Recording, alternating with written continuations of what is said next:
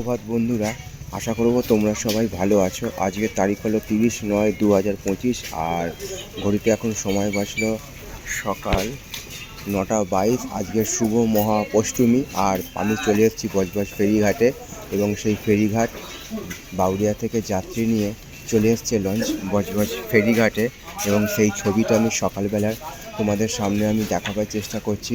কতটা গুরুত্বপূর্ণ আর ব্যস্ততম ফেরিঘাট এবং কত হাজার হাজার মানুষ যাতায়াত করে বজবজ ফেরিঘাট দিয়ে, তারই একটা ছবি সকালবেলা তোমাদের সামনে আমি দেখাবার চেষ্টা করছি। আজকে যেহেতু শুভ মহা অষ্টমী, তো মহা অষ্টমীর শুভ লগ্নে সবার জন্য আন্তরিক শুভেচ্ছা আর ভালোবাসা রইল।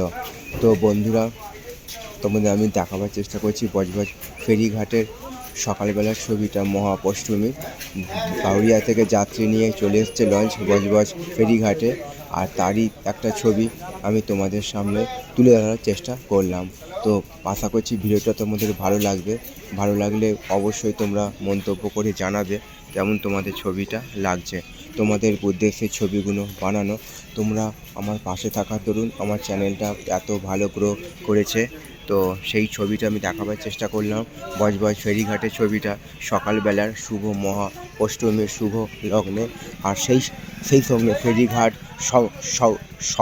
সংলগ্ন বজবজ কালীবাড়ির সামনে যে পরিবেশের ছবিটাও তোমাদের সামনে আমি তুলে ধরার চেষ্টা করলাম। তো বন্ধুরা, আমি চলে এসেছি বজবজ ফেরিঘাটে এবং ফেরিঘাটে লঞ্চ দাঁড়িয়ে আছে।